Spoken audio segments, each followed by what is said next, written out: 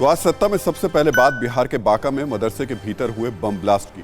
सोमवार को धमाका हुआ और मंगलवार तक कुछ ऐसे सबूत मिले जिससे लग रहा है कि मदरसे में धमाके के पीछे आतंकी साजिश थी, जिसकी जांच के लिए एटीएस और एनआईए की टीम पहुंच चुकी है। आखिर मदरसे के मलबे में दबी धमाके की इनसाइड स्टोरी क्या है, देखिए हमारी ये एक्सक्लूसिव रिपोर्ट।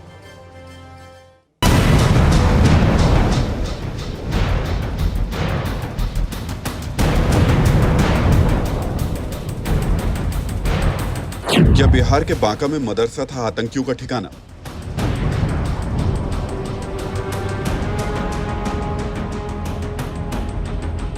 क्या मदरसे की आड़ में चल रहा था बम बारूद का कारोबार?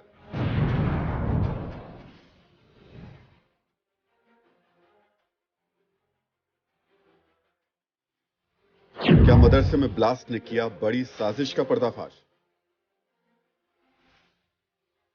ये वो सवाल हैं जो बांका के मदरसे में धमाके के 24 घंटे बाद की जांच से उठ रहे हैं। मौकाए वारदात पर एटीएस की टीम पहुंच चुकी है। पूरे मामले पर एनआईए की भी नजर बनी हुई है और ब्लास्ट की इंक्वायरी आतंकी एंगल से शुरू हो चुकी है, क्योंकि इस मदरसे में जो कुछ भी हुआ वो सीधे तौर से किसी आतंकी साजिश का इशारा कर रहा है।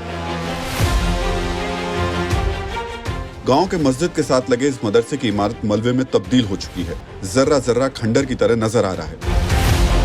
दरो दीवार जमींदोज है। मदरसे में विस्फोट इतना जबरदस्त था कि अगल बगल के घरों की खिड़कियां ध्वस्त हो गईं। मदरसे का एक हिस्सा उड़कर सड़क की दूसरी तरफ गिरा। जाहिर है इतना नुकसान किसी मामूली धमाके से नहीं हो सकता। हालांकि मौके पर पहुंचे पुलिस के आला अधिकारी फिलहाल कुछ भी कहने से बच रहे हैं। हम लोगों की जांच चल रही है। एफएसएल की टीम ने भी इसको घटनास्थल का पूरा विस्तृत अध्ययन किया है। यहाँ से कुछ साक्ष्य संकलित किए हैं और जो एक व्यक्ति की मृत्यु हुई है उनके बारे में भी हम लोग अभी और जानकारी इकट्ठा कर रहे हैं और क्या है, किस परिस्थिति में हुआ है, इसको भी जानने में थोड़ा और समय लगेगा। पुलिस ये तो मान चुकी है कि मदरसे में बम धमाका हुआ है, लेकिन टीवी 9 भारतवर्ष की टीम ने जब मौके पर पहुंचकर पूरी घटना की तफ्तीश की तो जो बातें सामने आई उससे इस घटना के पीछे टेररिस्ट एक्टिविटी से इनकार नहीं किया जा सकता। ऐसे सवाल हैं इस सन्नाटे के बीच, पूरे गांव में जो सन्नाटा पसरा हुआ है, उन सन्नाटों के बीच कुछ सवाल गूंज रहे हैं चीख चीख कर कि आखिर कौन सी गतिविधि यहाँ पर चल रही थी, क्यों यहाँ पर इतना ज़बरदस्त विस्फोटक इकट्ठा किया गया था, कौन से लोग थे, क्या कुछ बाहर के भी लोग आ रहे थे, जा रहे थे यहाँ पर, वो तमाम ऐसे सवाल हैं। सबसे पहले पूरी घटना समझ लीजिए कि आखिर हुआ क्या। बांका में मदरसे के अंदर जबरदस्त धमाका हुआ। कोरोना की वजह से मदरसा लंबे वक्त से बंद था। धमाके के बाद मदरसा पूरी तरह से ध्वस्त हो गया। ब्लास्ट के कारण मदरसे के इमाम की मौत हुई। इमाम के अलावा आधा दर्जन लोग भी घायल हुए। धमाके के बाद जो सबसे हैरान करने वाली बात सामने आई वो ये थी कि गांव वालों ने मारे गए इमाम की लाश ही गायब कर दी। हालांकि अगले दिन पुलिस ने लाश बरामद की, मगर ब्लास्ट में घायलों का अभी तक पता नहीं चल पाया है। और तो और जैसे ही ब्लास्ट की इंक्वायरी शुरू हुई, गाँव की महिलाओं को छोड़कर ज्यादातर पुरुष फरार हो गए। अहम हिस्सा जिसके ऊपर निश्चित रूप से एनआईए की टीम को ध्यान देना होगा, बरेली उत्तर प्रदेश, ये कागजात यहाँ से मिले हैं और पढ़ने वालों ने ये बताया है कि ये मोहम्मद मोमिन जिनकी मौत हुई है, ये उनसे संबंधित ये कागजात हैं। ये जो टीवी 9 भारतवर्ष ये जो कागजात दिखला रहा है ये बहुत अहम है। ये सुराग बहुत महत्वपूर्ण है कि अगर तार खंगालने की कोशिश होगी तो इन कागजातों पे ध्यान देना होगा।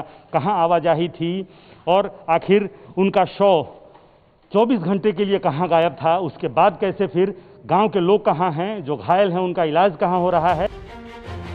फिलहाल एनआईए और एटीएस की टीम मौके पर जांच में जुटी है और शुरुआती जांच में मदरसे के अंदर बक्से में बम रखे होने की बात सामने आई है, जबकि इलाके के कुछ लोगों का कहना है कि मदरसे के अंदर ही बम बनाए जा रहे थे। वहीं इस घटना को नया एंगल देने की कोशिश भी की जा रही है। गांव के दूसरे हिस्से की कुछ महिलाओं ने हमें बताया कि यहाँ दो समुदायों के बीच जबरदस्त दुश्मनी है और कुछ महीने पहले जबरदस्त गोलीबारी भी हो चुकी है।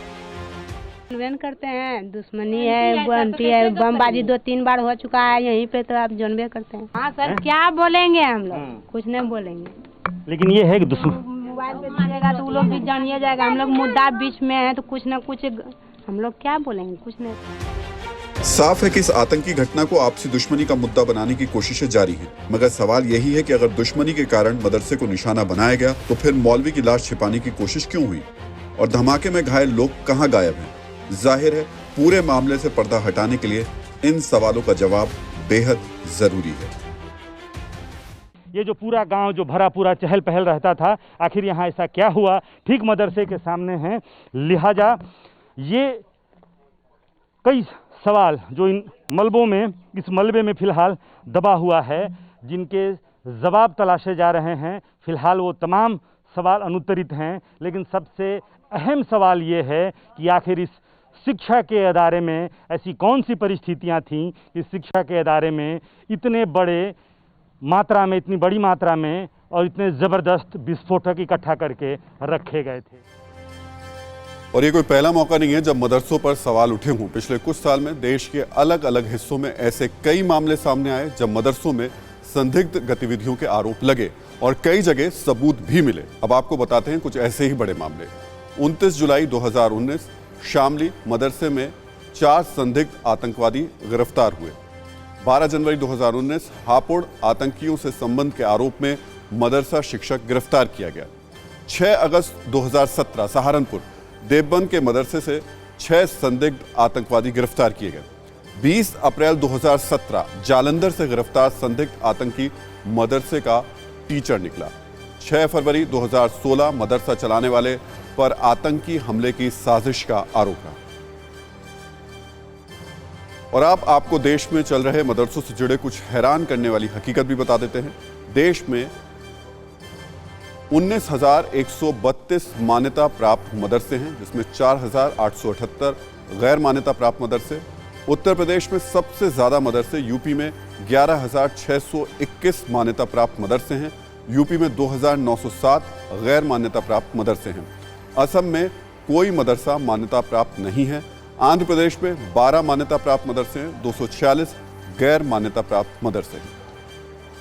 फिक्र आपकी, सोमवार से शुक्रवार रात 9 बजे सिर्फ TV9 भारतवर्ष पर।